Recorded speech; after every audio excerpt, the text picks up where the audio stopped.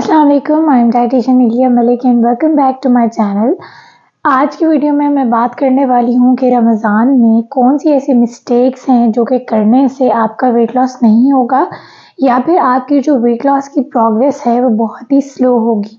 और before getting into the video मैं ये कहना चाहती हूँ कि मेरे रमज़ान डाइट प्लान वाली वीडियो के ऊपर काफ़ी अच्छा रिस्पांस आया, तो thank you so much for that. और आज की वीडियो में जाने से पहले मैं ये भी बताना चाहती हूँ कि मैं रमज़ान डेली ईटिंग विंडो आपके साथ शेयर कर रही हूँ कि what I am eating in Ramzan. तो अगर आप उससे रिलेटेड किसी वीडियो की डिटेल रेसिपी चाहते हैं या कुछ भी पूछना चाहते हैं या चाहते हैं कि मैं उन सारी सीरीज़ को लेकर एक डिटेल रिव्यू शेयर करूँ कि किस तरह से कैलोरीज को आप बैलेंस कर सकते हैं, किस तरह से हेल्दी कैलोरीज बैलेंस होती हैं, तो आपने मुझे कमेंट सेक्शन में बताना है। So now let's move into the video. सबसे पहली चीज़ जो रमज़ान में हम करते हैं, जो कि ना सिर्फ इनडाइजेशन, हार्ट बर्न और कॉन्स्टिपेशन की वजह बनती है बल्कि उससे आपका वेट लॉस भी काफ़ी मुतासर होता है, वो ये होता है कि हम अपना जो इफ्तार है वो बहुत ज़्यादा हैवी करते हैं। और इफ्तार से मुराद, क्योंकि इफ्तार हम अलग कर रहे होते हैं, डिनर अलग कर रहे होते हैं, तो जब हम इफ्तार हैवी करते हैं उसके बाद फिर डिनर भी लेते हैं, तो होता क्या है बॉडी में कि बॉडी में बहुत ज़्यादा फूड जो है ना वो इकट्ठा हो जाता है।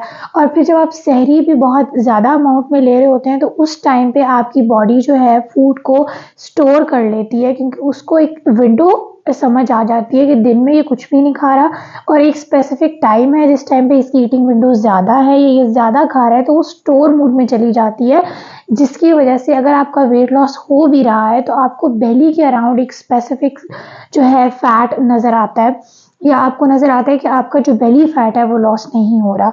इस चीज़ को मैं कनेक्ट करूँगी स्ट्रेस ईटिंग के साथ। अगर आप स्ट्रेस ईटिंग कर रहे हैं या बहुत कम कैलोरीज ले रहे हैं, खुद को बहुत ज़्यादा डिप्राइव कर रहे हैं, बहुत जल्दी रिजल्ट्स चाहते हैं, या आपने रमज़ान में ही सारा वेट लॉस गिराने का टारगेट रखा हुआ है, तो इसकी वजह से स्ट्रेस बढ़ता है बॉडी में, आपको फूड की बहुत ज़्यादा क्रेविंग होती है, उस क्रेविंग की वजह से आपका कॉर्टिसोल बढ़ता है और आपको बेली फैट नज़र आता है। तो ये सारी चीज़ें जो हैं आपने माइंड में रखनी है। ऑल्दो रमज़ान एक बहुत अच्छी अपॉर्चुनिटी है वेट लॉस करने के लिए, लेकिन यहाँ पे आपने बहुत ज़्यादा बॉडी को डिप्राइव नहीं करना, बैलेंस ईटिंग करनी है, सारा कुछ लें लेकिन बैलेंस में लें। अब हम पिछली बात को कनेक्ट करते हुए देखते हैं कि आपका इफ्तार किस तरह से होना चाहिए। कोशिश करें कि इफ्तार का स्टार्ट जो है हेल्दी हो, भले वो चना चाट हो या फ्रूट चाट हो, इन दोनों का एक स्पेसिफिक पोर्शन होना चाहिए जिससे आपने स्टार्ट लेना है। आपने स्टार्ट कभी भी फ्राइड फूड से नहीं लेना। अगर आप फ्राइड फूड कभी कभी ले रहे हैं, उसको एक स्पेसिफिक पोर्शन में ले रहे हैं, तब भी आपने अपने इफ्तार का स्टार्ट उससे नहीं करना। उसके बाद अगर आपको लगता है कि आपने आज फ्राइड फूड भी लिया है, तो लाजमी है कि नमाज़ पढ़ने के बाद आप वॉक करें और उसके बाद अपना डिनर करें। और ये सेम गोज़ फॉर सहरी। अगर आप सहरी में ज़्यादा खाते हो तो उसके बाद वॉक नहीं करते, फौरी सो जाते हो नमाज पढ़ के, तो ये एक बहुत बड़ा फैक्टर है जो आपको वेट लॉस नहीं होने देता या आपको फास्ट रिजल्ट्स नहीं आने देता। क्योंकि ज़्यादा खाने के बाद या खाने के बाद अगर आप फौरी सो जाते हो और वॉक नहीं करते, उसको डाइजेस्ट नहीं करते, तो भी आपकी बॉडी जो है आपको अच्छे रिजल्ट्स नहीं देगी वेट लॉस में। तो कोशिश करें, स्पेशली सहरी आपकी लाइट होनी चाहिए, क्योंकि सहरी आपका लास्ट मील है। नॉर्मली जिस तरह हमारा डिनर लाइट होता है, तो सहरी आपका लास्ट मील है और आप फास्ट को ब्रेक करते हो विद इफ्तार और डिनर, तो वो आपका थोड़ा सा हैवी हो जाए, कुछ नहीं होता, उसके बाद आप वॉक करो, लेकिन आपकी सहरी लाइट होनी चाहिए। सहरी लाइट करेंगे, उसके बाद थोड़ी सी वॉक करके आप बाकी दिन के काम करो, और आप इस तरह से अगर करोगे तो आप फील करोगे कि आप दिन में बहुत ही एनर्जेटिक हो, यानी आप थके थके नहीं हो, बहुत प्रोडक्टिव हो, सारे काम कर रहे हो। लेकिन जब आप ज़्यादा ईटिंग करोगे, स्पेशली रॉन्ग फूड आइटम्स को ईट करोगे, तो फिर आप पूरा दिन जो है वो प्रोडक्टिव नहीं रह सकते। नंबर 2 पे चीज़ क्या है कि 90% लोग क्या करते हैं कि वो अपनी जो स्लीप है उसको नहीं देखते, स्पेशली वो रात में ही सोते। रात में जो आपका स्लीप हार्मोन बनता है, ह्यूमन ग्रोथ हार्मोन बनता है, तो वो डिस्टर्ब हो जाता है। स्पेशली वो लड़कियां जिनको पीसीओएस का इशू है, अगर आपका ह्यूमन ग्रोथ हार्मोन बैलेंस नहीं होता, हार्मोन्स बैलेंस नहीं होते, तो आपका वेट लॉस बड़ी मुश्किल से होता है। तो आपके लिए ये ज़रूरी है कि आप रात की नींद लें, और बहुत सारे और लोगों के लिए भी कि आप रात की नींद लें। भले आप बाद में अच्छा टाइम नींद का लेते हैं, क्वालिटी ऑफ स्लीप लेते हैं, लेकिन जो रात की स्लीप है, जो हमारी सर्केडियन रिदम है, अगर आप उसके अकॉर्डिंग नहीं चलते तो भी आपकी बॉडी आपको डिस्टर्ब करती है।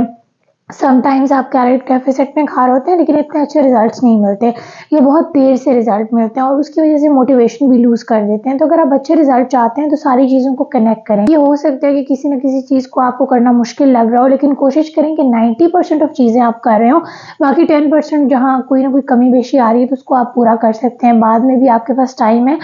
और नंबर 3 पे जो चीज़ है कि स्ट्रेस, अगर आप वेट लॉस करना चाहते हैं या अपनी डिज़ीज़ को रिवर्स करना चाहते हैं या किसी कंडीशन को बेहतर करना चाहते हैं और रमज़ान में हेल्दी ईटिंग आपने स्टार्ट की है, तो स्ट्रेस की वजह से हो सकता है कि आपके सिम्पटम्स वो कम ना हों। भले आप अगर आप उस सिम्पटम्स को कम करना चाहते हैं, वेट लॉस करना चाहते हैं, स्ट्रेस किस चीज़ का? जैसे कि जब भी हम हेल्दी ईटिंग स्टार्ट करते हैं या वेट लॉस करना शुरू करते हैं तो फिर हमें बहुत जल्दी होती है रिजल्ट्स देखने की।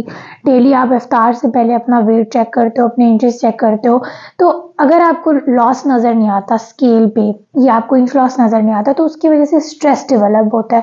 तो जो स्ट्रेस होता है वो मेन कॉज होता है आपकी बॉडी में, कॉर्टिसोल को इंक्रीज करता है। तो इसकी वजह से भी आपको वेट लॉस का जो इफेक्ट है वो इतना अच्छा नज़र नहीं आएगा। क्या पता आपका 5 to 6 kg लॉस होना हो लेकिन स्ट्रेस की वजह से सिर्फ आप 3 to 4 kg लॉस करो। तो इट्स वेरी इंपॉर्टेंट कि आप अपना नंबर एक जो हम सेट करते हैं, टारगेट सेट करते हैं, उसको सेट ना करो बल्कि बॉडी को खुद ही इसको करने दो कि वो कितना लॉस करती है, कितना इंच लॉस करती है या कितना स्केल पे आपको नज़र आता है।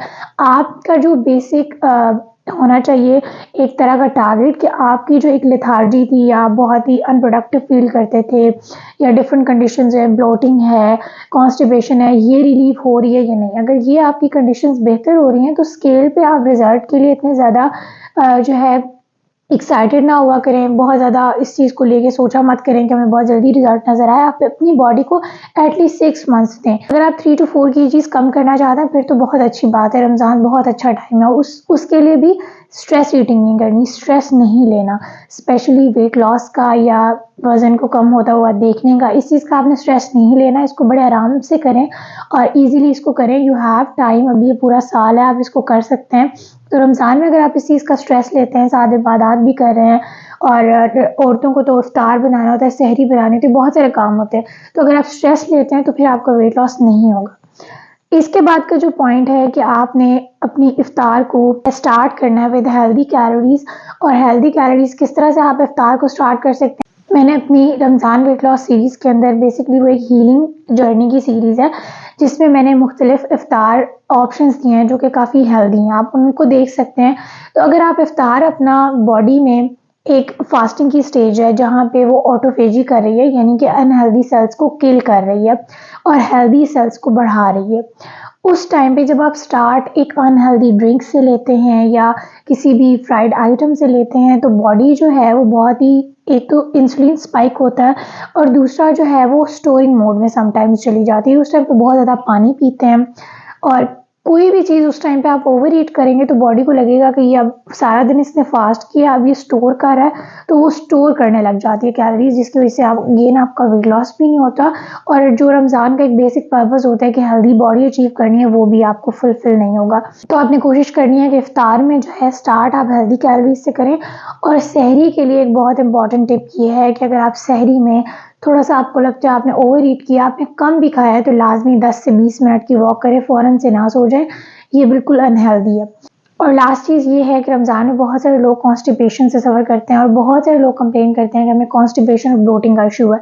इसका बेसिक कॉज है कि आपकी फिजिकल एक्टिविटी नहीं है, आपकी डाइट में फाइबर नहीं है, आप जो है हेल्दी ईटिंग नहीं कर रहे, मीन्स कि आप खाने को अच्छे से च्यू नहीं कर रहे, आप बहुत जल्दी जल्दी खा रहे हैं। तो इसके बहुत सारे रीजंस हैं। तो ये पूरा एक लाइफस्टाइल साइकिल है। तो अपनी कॉन्स्टिपेशन को प्रिवेंट करना ज़रूरी है क्योंकि कॉन्स्टिपेशन अगर आपको होती है तो भी आपको वेट लॉस नज़र नहीं आता, या अगेन आपको इसका जो रिजल्ट है वो बहुत ही स्लो नज़र आता है। कॉन्स्टिपेशन से मुतलिक अगर आप एक डिटेल वीडियो चाहते हैं तो I will make a detail video on this, क्योंकि ये एक ऐसा प्रॉब्लम है जिसको टैकल करना, जिस पे बात करना इज़ वेरी इंपॉर्टेंट। तो अब इस वीडियो को मैं समराइज़ करूँगी कि अगर आप चाहते हैं कि आप अच्छा वेट लॉस आपको नज़र आए, सबसे पहले आपको स्ट्रेस नहीं लेना, स्ट्रेस ईटिंग नहीं करनी। नंबर 2 पे आपको रात में ज़रूर सोना है सहरी से पहले। और नंबर 3 आपने अपना इफ्तार जो है वो हेल्दी तरीके से स्टार्ट करना है, सहरी के बाद वॉक लाज़मी करनी है। और लास्ट पे जो है अपनी डाइट के अंदर वेजिटेबल्स यानी फाइबर का इस्तेमाल ज़रूर रखना है। ऑल्दो चिया सीड्स फाइबर का बहुत अच्छा सोर्स है, लेकिन जो वेजिटेबल्स आपने कंज्यूम करने की कोशिश करें अपने डिनर के अंदर लाजमी रखें, अपने सहरी के अंदर लाजमी रखें, क्योंकि इससे जो आपको न्यूट्रिशन मिलेगी, साथ वाइटामिन मिलेंगे, वो खाली एक साशे से या इस बोल से नहीं मिल सकते। ऑल्दो दैट कैन हेल्प आपके स्टूल को सॉफ्ट करने में, लेकिन जो आपको न्यूट्रिशन मिलेगी विद वेजिटेबल्स वो आपको नहीं मिल सकती है विद डिफरेंट साशेज जो हम कॉन्स्टिपेशन के लिए यूज़ कर रहे होते हैं, जैसे फाइबर वगैरह। तो कोशिश करें कि डाइट आपकी ऐसी हो कि आपका स्टूल सॉफ्ट हो। और अगर आप अपनी रमज़ान डाइट से रिलेटेड कोई भी क्वेश्चन मुझसे पूछना चाहते हैं तो आप इस वीडियो के कमेंट सेक्शन में पूछ सकते हैं। And this was it for today's video. Hope you find this video informative. Share it with your friends and family. Till next time, अल्लाह हाफ़िज़।